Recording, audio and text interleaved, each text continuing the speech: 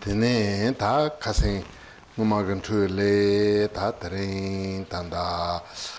Continuing from before, there are within Saraha's Doha for the King 40 verses, and we've now reached verse 27. From within the presentations of the ground Mahamudra, path Mahamudra, and fruition Mahamudra, we are within the presentation of the path Mahamudra. That has two parts, showing what is to be abandoned, mistaken paths, and showing how to practice the authentic path. From among these two, we are still within the first, showing what is to be abandoned. Within that, there are 8 verses dealing with 8 possible mistaken paths, and we now come to the 7th of these. So the 7th part of showing how to abandon, or the necessity of abandoning mistaken paths, is verse 27.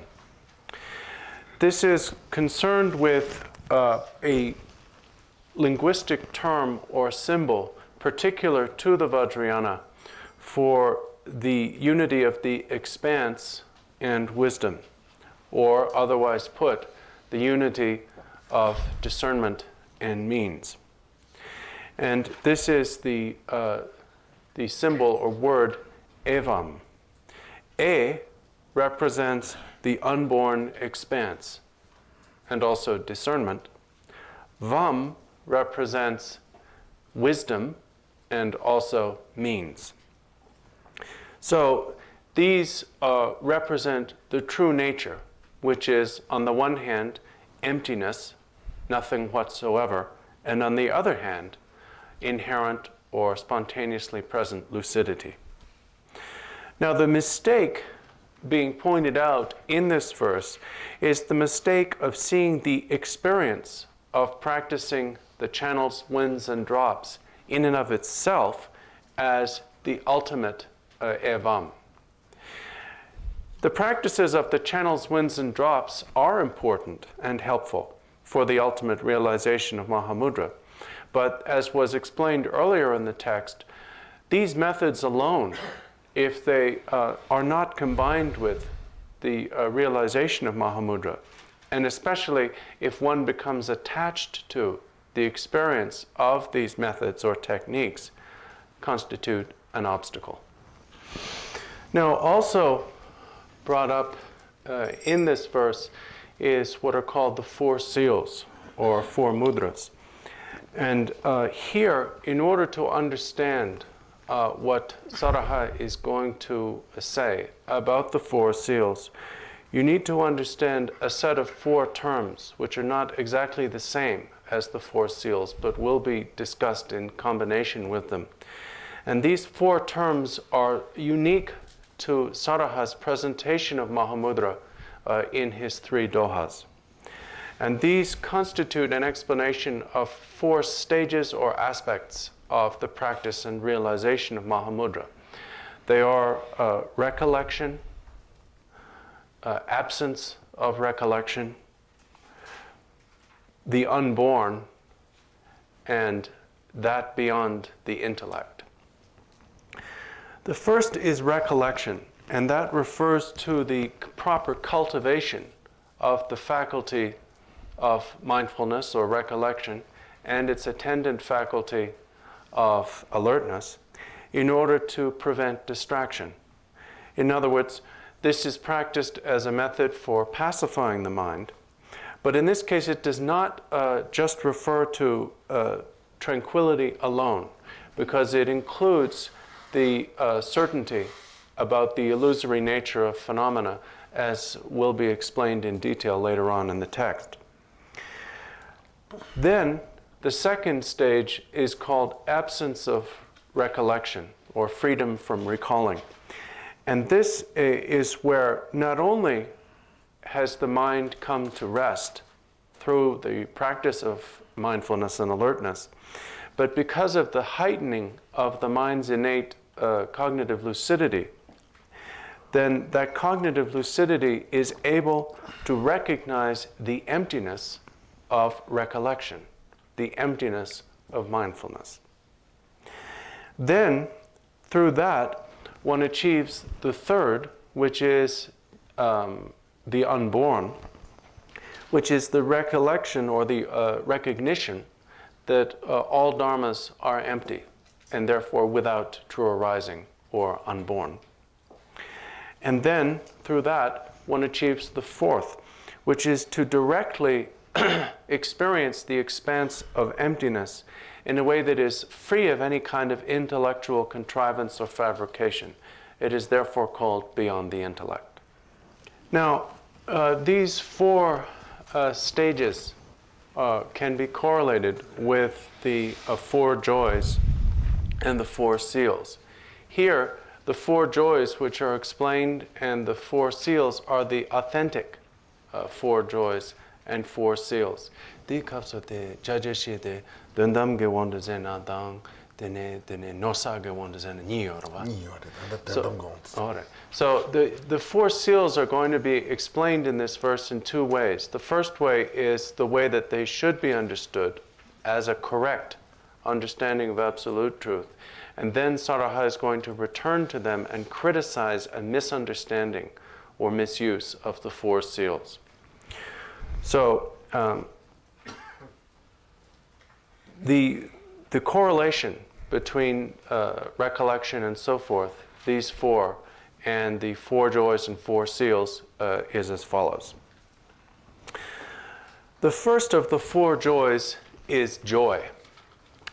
And joy here refers to when, whereas previously you lacked mindfulness and alertness and were therefore greatly afflicted by the kleshas, through the instructions of the Guru, you become able to pacify the mind and also generate certainty as to the illusory nature of phenomena. The experience of that is here called joy, the first of the four joys. Subsequent to that, when you develop what is called freedom from recollection or absence of recollection, as was seen before, you recognize that both recollection and the nature of mind are empty. So therefore, the experience that is called freedom from or absence of recollection is a greater joy than just joy, so therefore it is called supreme joy. The third one is where you see that both recollection and absence of recollection, and indeed all dharmas, are unborn. And this produces a greater joy, which is called without joy.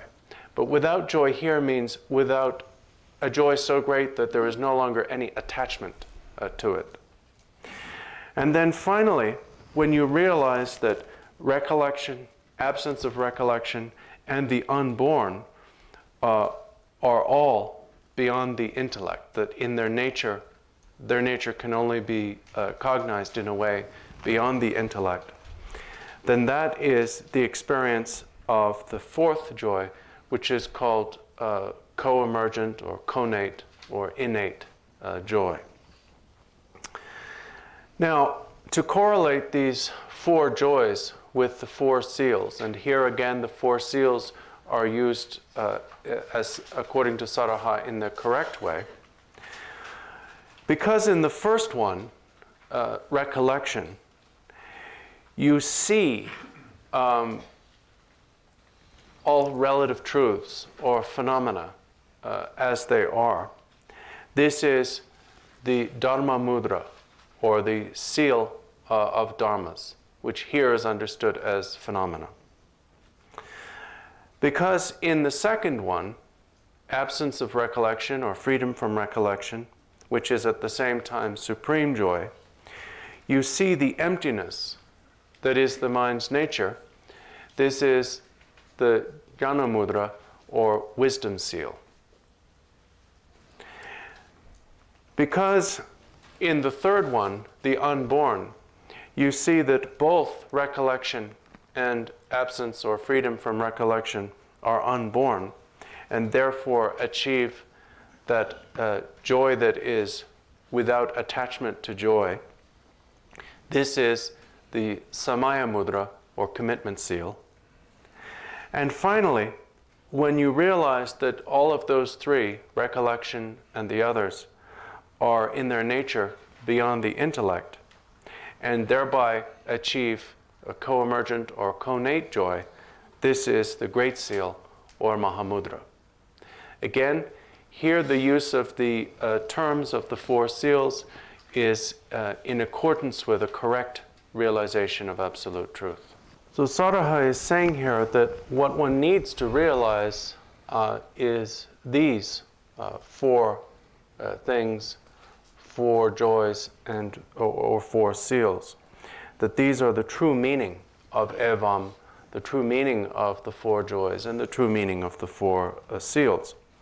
However, we find that in the meantime, it is often the case that these terms, particularly the four joys and four seals, are applied to describe mere physical and mental sensations that arise through the practices of the channels, winds, and drops. So the physical and attendant cognitive sensations and experiences of working with the channels, winds, and drops are also sometimes called joy, supreme joy, without joy, and co-emergent joy. And sometimes the terminology of the four seals, the seal of phenomena, the wisdom seal, the samaya seal, and the great seal are applied to these as well. The criticism that Saraha is making here is that because these terms are applied to the sensations of the practices of the channels, winds, and drops, if you thereby assume that by experiencing the fourth joy in that context, you have realized co-emergent wisdom, you are wrong. If you do succeed in realizing co-emergent wisdom through the practices of the channels, winds, and drops, then of course that's fine, and those practices have assumed their proper function.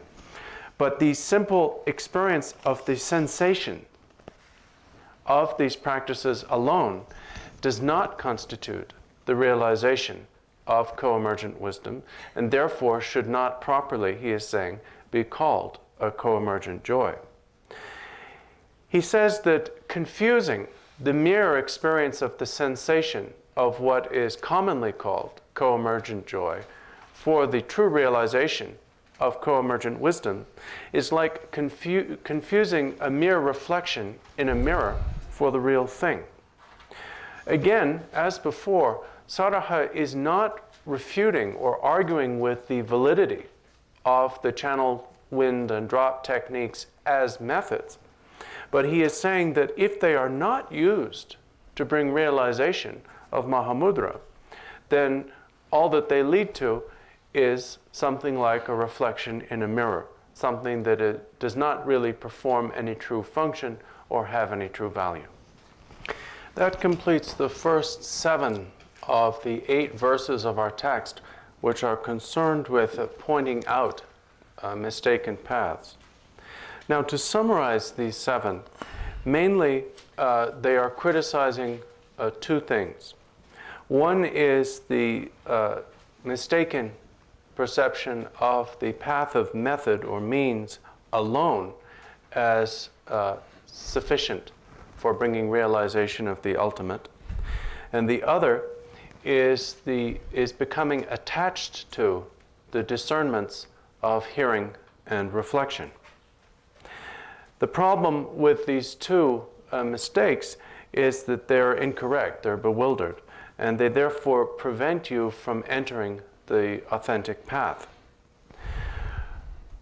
So either attachment to the discernment of hearing and reflection, or to the experience of the techniques of the path of means, can be an obstacle. Now, this is not saying that the discernment of hearing and reflection itself, or the experience of the path of means itself, is an obstacle. The discernments of hearing and reflection can be very helpful, But if you become attached to them alone, they become an impediment. The experience of the path of means can be very useful, but if you become attached to it alone as an end in itself, it becomes an impediment. And in either case, you are prevented from realizing absolute truth.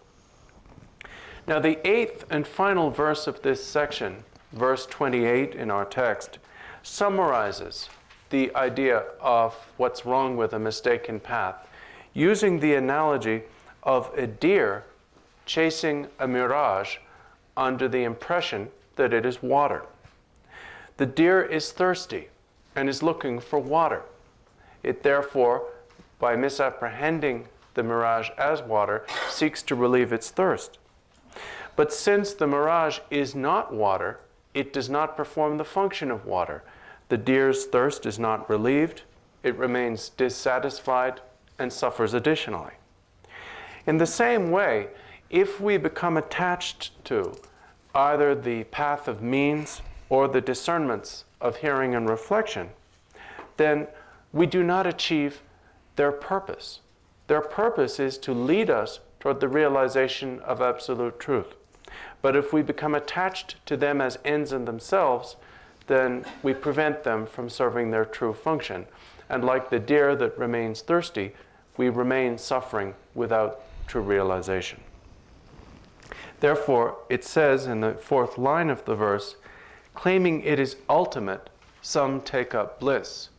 Thinking that the experience of the bliss or pleasure of the path of method is ultimate, then they become attached to it. We need to cultivate the aspect of our training that is the discernment of hearing and reflection, because this helps practice. It enables us to understand Dharma, and it therefore helps the practice of meditation. But even when we cultivate hearing and reflection, we should not do so in isolation from the practice of meditation. It was said by Lord Gampopa, whose tradition we follow, combine hearing, reflection, and meditation. That means that when we practice hearing and reflection, we also practice meditation. We combine our study with the practice of mahamudra meditation, both in its meditation and post-meditation aspects. This helps us understand insightfully and properly, and our understanding, not being divorced from practical experience, helps that experience develop. So therefore, we are not in any way being taught by Saraha to avoid all hearing and reflection, but to make sure that it does not become an end in itself or divorced from practical experience. And in the same way, we do practices of the path of means, the generation stage practices of yidams, and the completion stage practices of the path of means as well. These are very important and useful, but they need to be practiced in a way that is not divorced from mahamudra experience of the mind's nature. And even in post-meditation, whether we are engaging in physical acts of virtue, such as prostration and circumambulation, or verbal, such as liturgical practice and mantra repetition, or mental, such as the cultivation of love and compassion for others, all of these virtuous practices need to be combined with the practice of mahamudra, which at best means combined into one, so that the two aspects can be cultivated simultaneously. But if not, at least practiced in a way that is not devoid of the recollection of mahamudra experience. In that way, we avoid the 8 errors that Saraha has pointed out in these 8 verses and become able to pursue an authentic path. So the first part of the presentation of the path in these 8 verses has been presentation of various types of mistaken path and the instruction to avoid these. Next, starting with verse 29, Saraha demonstrates or explains the actual or authentic path of mahamudra. And as was mentioned earlier, he presents the authentic path using the unique terminology of his 3 dohas in terms of what are called the 4 symbols of instruction.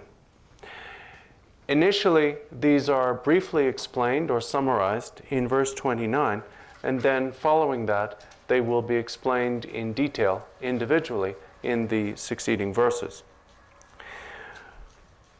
What is being said in verse 29 is that the 4 symbols are as follows. The first is recollection or recalling. And recollection is the recollection of the illusory nature of phenomena. It is therefore the recollection of relative truth. The second is the absence or freedom from recollection or recalling, and that arises when the mind and mental arisings, thoughts and so forth, have been pacified through the force of recollection, and one sees as it is the mind's nature, which is beyond elaboration. And that seeing the mind's nature beyond elaboration is referred to as freedom from recalling or absence of recollection. The third is the unborn. And in the verse itself, it says, when completely transformed, this is the top of the supreme. Now, this refers to the point where, whereas previously one had recognized the nature of mind as beyond elaboration, the top of the supreme refers to when that realization becomes all-pervasive. It becomes vaster in scope, so that one realizes directly that this is not just the nature of the mind, but the nature of all phenomena. In that way, one recognizes that all phenomena, all dharmas, are unborn. Now this in turn leads to the fourth, which is beyond the intellect. And this is referred to in the 4th line where it says, the result is the genuine supreme. The genuine supreme is the complete realization beyond the intellect of the nature of all things. So it is these 4, Saraha says, we should know. When he says, friends, you should know this. We should know that the authentic path consists of recollection, freedom from recollection, the unborn, and beyond the intellect. In his more detailed explanation of his 4 symbols, Saraha will combine them with the, or compare them to, or identify them with, maybe that's better, the 4 samadhis spoken of by the Buddha in his teachings.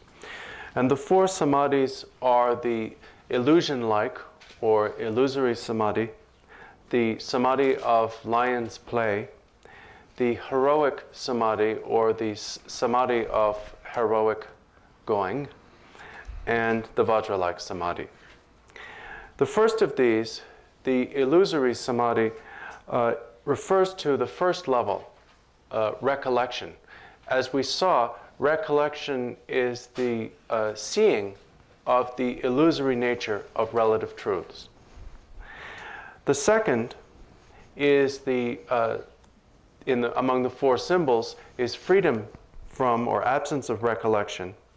And at that point, one further sees that relative truths have no true existence, are mere play or mere display. And in that way, one achieves the samadhi of lion's play. The third, the unborn, is the achievement of a state beyond fear, because one recognizes the unborn nature of all things. Therefore, it is the heroic samadhi. And the fourth, the realization of that which is beyond the intellect, being indestructible, is the vajra-like samadhi. That's the brief explanation or outline of the coordination or identification of the 4 symbols with the 4 samadhis. After this, in verses 30, 31, 32, and 33, Saraha explains these individually or in detail. However, when he does so, he does not do so in the order that he has previously established. He has previously explained that the sequence of practice is recollection, absence of recollection, unborn, and beyond the intellect. However, when he explains them in detail, he starts with absence of recollection, then returns to recollection, then explains the unborn, and then beyond the intellect. The reason for this seems to be that his presentation of absence of recollection or freedom from recollection in the beginning is so that through the cultivation of recollection alone, we do not merely cultivate a state of tranquility, but that before beginning the proper practice of recollection, we are already to some extent familiar with the mind's nature through the presentation of absence of recollection. And that having gained some familiarity with this, we are able, through the subsequent practice of recollection, to stabilize this. In short, in verse 30, Saraha presents the practice of absence of recollection, which is identified with the lion's play samadhi. Now, when he says in the first line, the mind free of recalling engages in samadhi, by saying engages in samadhi, he is, by implication, affirming the presence of the faculty of recollection. But at the same time, you are free of recollection or recalling because you have recognized the nature of it and the nature of the mind. And this recognition of the nature brings freedom from the kleshas. Therefore, it is completely purified of the afflictions. Now, the afflictions are conquered by the absence of recollection, but not as though it is a solid thing overpowering or conquering or crushing another solid thing, but because the absence of recollection, that insight, is itself seeing the non-existence of the kleshas, and that insight into their non-existence is what conquers them. Now, in these first two lines, Saraha has presented his meaning, what he is trying to say. In the latter two lines, he presents an analogy to substantiate or illustrate that meaning. In the latter two lines, he says, as the utpala born from a swamp is not stained by it, so the mind itself is not affected by the faults arising from samsara nor the qualities found in the victorious one. The image here is the utpala, which in its purity, regardless of the nature of its environment, is like that freedom from or absence of recalling. Next, verse 31 explains the practice of recollection. Now, as we saw in the brief presentation, we would expect recollection or recalling to come first, and freedom from recalling or recollection to come second. The reason, however, why the freedom from recollection was presented first, and now recollection itself second, is that even though one has gained some insight into the mind's nature, into mahamudra, that experience cannot be just left alone or abandoned. One has to cultivate that. And as was said by Dakpo Tashi Namjal, the cultivation of that insight requires sharp and lucid mindfulness and alertness. In other words, after the initial achievement of the recognition of that nature which is without or beyond recollection, one still needs to apply the faculty of recollection in stabilization of it. So it seems that it is for that reason that Saraha here has initially presented freedom from recollection and subsequently, in verse 31, the practice of recollection. Nevertheless, he points out in the first line that the faculty of recollection here, because it succeeds the recognition of the absence of recollection, is one that is free of fixation, and therefore is recollection that sees the illusory nature of things. Therefore, it says, recalling also sees with certainty that all things are like an illusion. With the explanation of those 5 verses, I'm going to stop for this morning. But there is one thing that I would like to say, and I would like to begin it by thanking all of you for taking part in the consecration of our retreat land yesterday with so much enthusiasm and joy. About the spreading of the Buddha's teachings. At this point, many great teachers have come here to this country, and therefore the teachings have spread very much in the manner of the sun rising. For many generations, the teachings of our tradition never went beyond the enclosure of the Himalayas. So for a long time, we could say that the Himalayas were like a fence or a wall that contained our tradition and kept it from spreading outward. The great adversity which afflicted the people of Tibet in 1959, from the point of view, looking at it from the outside, also had the effect of breaking down the wall of the Himalayas. But the dissemination of the teachings was still somewhat held back by a second wall, which is the oceans, which cover much of the surface of this planet, the Pacific, the Atlantic, and so on. Eventually, however, the wall of the oceans was broken down by great teachers as well. And so at this point, the Buddha's teachings are all over the place. Especially, this came about through the activity of His Holiness the Jawan Karmapa and his representatives, Kalo Rinpoche and Thrangu Rinpoche. Through the activity of these individuals and those who followed them, this land has become very fortunate in possessing the Buddha's teachings. Through the activity of these great beings, many were caused to have faith in Dharma. And this faith that began to emerge was not ignorant faith, but informed faith, based on the knowledge that Dharma is good for the world, and especially good for those individuals who seek to practice it. People became thirsty for Dharma. They sought a place where they could hear it, circumstances in which they could receive it, how they could practice it, and a place where this kind of practice could take place. So all of these things started to come about through the blessing of the great teachers and through the devotion of the students.